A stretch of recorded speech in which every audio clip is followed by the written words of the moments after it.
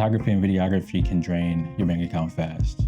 And we all invest in this gear for one of two reasons.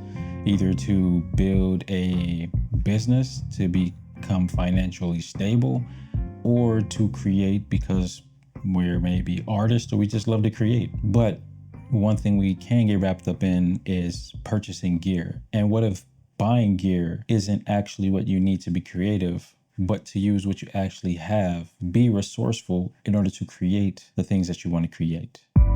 What you're seeing here on this table are things that I already have. The two boxes here are two items that were sent out to me by Came TV. Video's not sponsored. They asked if I would be interested in testing out these. I did not have to make a video, but for the purposes of this video, I do want to include these two items. I'll be using Came TV's product, basically one product, and that is this V-mount battery. It is probably one of the oldest things that I own at this point. I believe I purchased it maybe like 5 or 6 years ago. Love that battery. So when they reached out and was like, do you want to, we'll send you something. You want to take a look at it? You don't have to make a video, just give us some feedback. Definitely said yes for that one. And it goes into this part of being resourceful. Because what you're seeing here is what I would call a full creator's kit. And that's a creator that does such as the things that I do.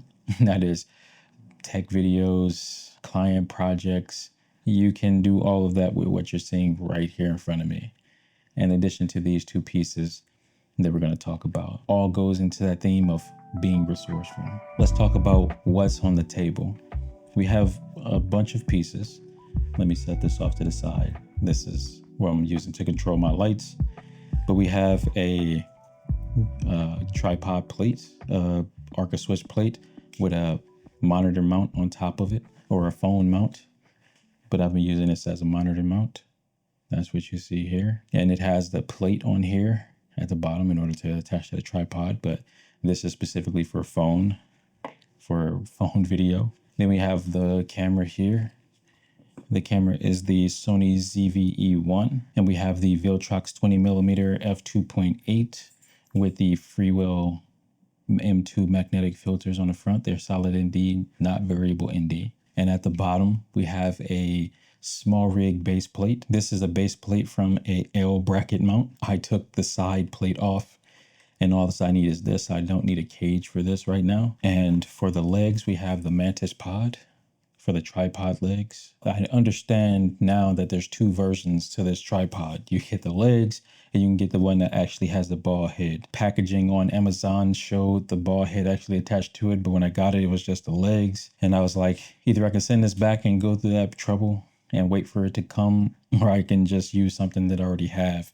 And that's where this ball head comes in. This is a Ranger ball head. This is from the first tripods that I ever purchased for real estate photography.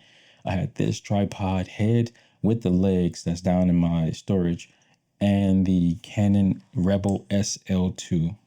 That's where I got started with real estate photography. And these two pieces actually go together. So we'll go ahead and attach that. Next up, we have the Google Pixel 4a. This phone I've had when it first came out. Definitely a great resource for this setup, being resourceful for the things you already have. This is a USB-C cord. USB-C to USB-A. This cord actually goes to my Sony over-ear headphones. I'll put the name of those headphones and maybe include a B-roll shot of the headphones somewhere. And also have this Samsung. This Samsung adapter is from my Galaxy S8, which I've had this thing for a long time. Now, before we get to what's in the boxes and why they're here, all these pieces are things that I've owned for years. The most recent things that I bought on this table is the Sony ZV-E1. And prior to that would be the Mantis Pod. I really stopped buying new gear. The only thing that I actually bought new on this table recently is the legs to the Mantis Pod. The Sony ZV-E1 is actually used. I bought this used. It was like new.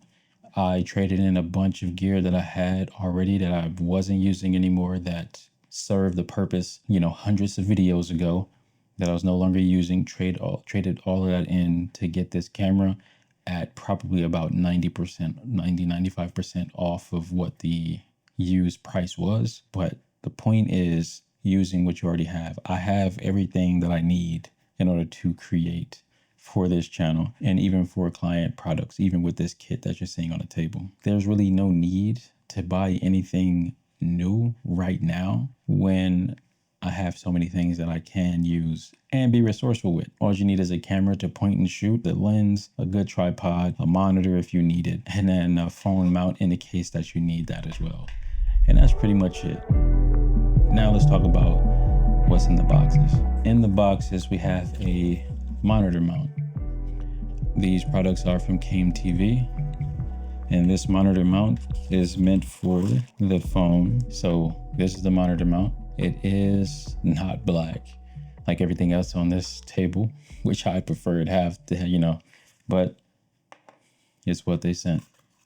And that's fine. Maybe I'll spray paint it. And in here, if you can see that, that's basically what's in this box with one additional item. Let me unbox these. We have the clamp. We have the arm. And we have the phone mount. So all these pieces together, new and old, is going to make up 90% of what anyone would need in order to create content.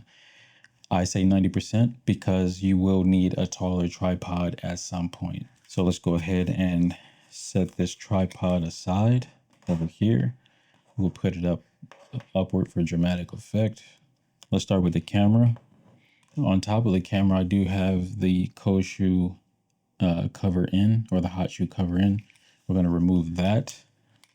And we're going to add on the monitor mount on top. And something I do want to show you is that on top of this monitor mount, there is a locating pin. It's the gold pin that you see next to the red one. That locating pin is basically to ensure that your monitor doesn't swivel or move when it's attached to the top of the camera. At the bottom of here, as you can see, the middle biggest hole is for the actual screw that goes in. And then you have the two smaller ones on the side, and that's for the locating pin. And so we'll put this right on top. Make sure the pin is aligned. As you can see, if I twist this, it does not move. It does have some wiggle. And if you pull it too hard, because it is spring loaded, it will spring down in order to make sure you don't actually break the pin. And now we're gonna actually put in the phone. And I'm putting the phone here because the cold shoe or the hot shoe is off to the left of the camera. So I am gripping it at the, basically the edge of the phone in order to make sure that the monitor is centered. Then we have the USB-A to USB-C, and that goes in just like that. This is pretty much how I would shoot. I'll power this on, and because this is wired, it's actually a direct connection, which makes it much easier to work with, and it's trying to capture my eyes. So let me make sure I go there, close that, and let's see. If you see on the screen, a pop-up popped up and it's trying to get verification to actually, let me take that off. It's trying to get verification so you can connect, and I'm going to turn this around so I can press OK. And now you see the connect button right here. I'm going to hit connect, and now we're connected. And I'm not sure if you can see there. Will it focus? There it goes. So this is what it looks like. How I would generally have it is I'll have this down here. You can get false color on the monitor, which is the point. But I actually have a false color LUT that I created in order to monitor better so I can actually see what I'm looking at without all the other colors distracting. And I'll show you what I mean. So if you see on the ceiling behind me, on the screen here, right here, that is middle exposure. And then if you look at the lights over there on this side, whereas I'm still up and right here, yep. So if you see the lights, they turn a lighter gray with pink and some green in there, and that's to identify overexposure. So this is the setup that you will see if you see me out in the wild. The monitor on top, or the phone on top, is a monitor. The Frankenstein tripod and the Sony ZV-E1 If I do need to get some more tighter shots, then I'll also bring the 24 to 105 f4 from Sony, and I'll have it with this setup. Now, these two pieces can be used in many different ways, but there's one way that I've actually always wanted to use a clamp and an arm.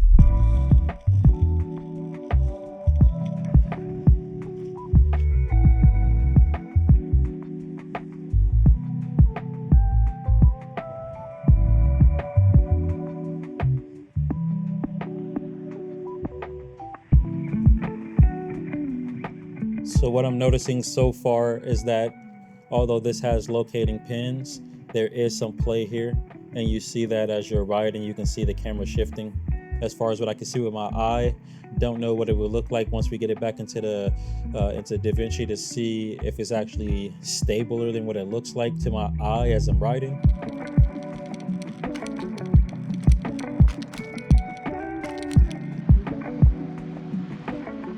There's locating pins in this part as well. However, there is some play on this part as well. So yeah, I definitely want to see what it looks like when we get back. But the setup is simple. I had it in a few positions. I had it to where instead of it leaning back here, I had it forward, and it definitely shook way more. I had it to the side where the arm would be facing me this way if we were looking at everything this way, and it definitely shook more and actually came a little loose. And I found that this was the most secure that I could get it and reduce some of the movement that I was seeing as I was riding the bike. But I wanted to get out here and put it to the test to see what this setup could look like. And I'm definitely want to get back and see what it looks like in the software. Being resourceful isn't about setting, it's about maximizing. Every piece of gear that you have can do more than what you think it can do, such as these two pieces that you're seeing here and how they can be used, such as the tripod and how these can replace the tripod, especially this Mantis tripod when it comes to rigging the tripod up in different areas. And having this actual tripod serves the purpose of standing on a table, but you can also clamp this to a table. Being resourceful is really about maximizing what you have. I can use this camera just specifically for capturing and not really use it for work at all, but just documenting life in order to kind of look back on when I'm at a later age and kind of see the things that I was experiencing that I may have forgotten, or I can use it for professional work and have this entire rig, whatever the case may be.